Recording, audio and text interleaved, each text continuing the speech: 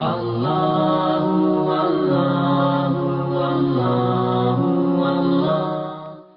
بیان کرتے ہیں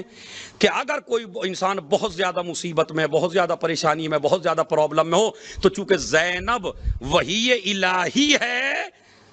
تو اس لیے لفظ زینب سے اگر آپ استغاثہ کریں لفظ زینب کے ساتھ، تو اللہ کبھی اس کو رد نہیں کرتا۔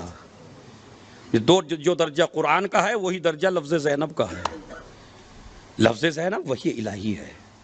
تو لہذا آپ علماء نے طریقے بیان کیے، اگر آپ بڑی پرابلم میں ہوں تو ایک صلوات کی تسبیح پڑھ کے ہدیہ کر دیجئے جناب زینب کو، اور پھر اللہ کو واسطہ دیجئے لفظ زینب کا، تو اللہ کبھی رد ہی نہیں کر سکتا۔ اور ایک جلالی عمل بھی ہے جو علماء نے بیان کیا، وہ کیا ہے؟ 100 دفعہ کے بجائے 99 دفعہ صلوات پڑھیے،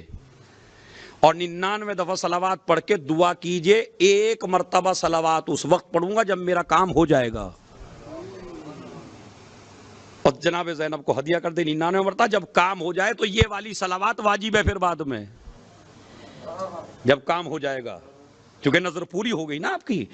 ہمارے یہاں نظر و نیاز کا بھی بڑا مسئلہ ہے۔ دیکھیں یہ جو ہم نظر و نیاز قبولتے ہیں، یہ نظر و نیاز ہیں، کرنی چاہیے، ضروری ہیں، میرے سے آپ غلط میسج نہ لیجئے، بڑی ضروری ہیں، لیکن ان سے اعلیٰ بھی نظر و نیاز ہیں۔ مطلب خالی نیاز کا تعلق کھانے والی چیزوں سے نہیں ہے کہ میرا یہ کام ہو گیا تو دیگ چڑھاؤں گا، میرا یہ کام ہو گیا تو بریانی کھلاؤں گا، میرا یہ کام ہو گیا تو تبرک بانٹوں گا۔ کریے، کرنی چاہیے، یہ بھی بڑی عظیم نظریں ہیں، لیکن کبھی کبھی وہ بھی کیجئے نا جو آل محمد نے بتایا، میرا یہ کام ہو گیا تو میں روزے رکھوں گا، میرا یہ کام ہو گیا تو میں نماز پڑھوں گا، میرا یہ کام ہو گیا تو میں صلوات پڑھوں گا۔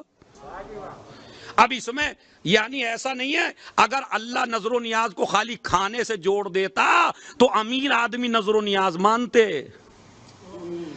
غریب آدمی پہ نظر و نیاز ماننے کے لیے کچھ ہوتا ہی نہیں۔ اللہ نے کہا قرآن کی بھی نظر مان سکتا ہے، الحمد کی بھی نظر مان سکتا ہے، صلوات کی بھی نظر مان سکتا ہے، مطلب آزاد ہیں آپ، بریانی کی بھی مانگ لیجئے، صلوات کی بھی مانگ لیجئے، 2 رکعت نماز کی بھی مان لیجئے۔ تو اسلام غریب کو بھی ساتھ لے کے چل رہا ہے اور امیر کو بھی۔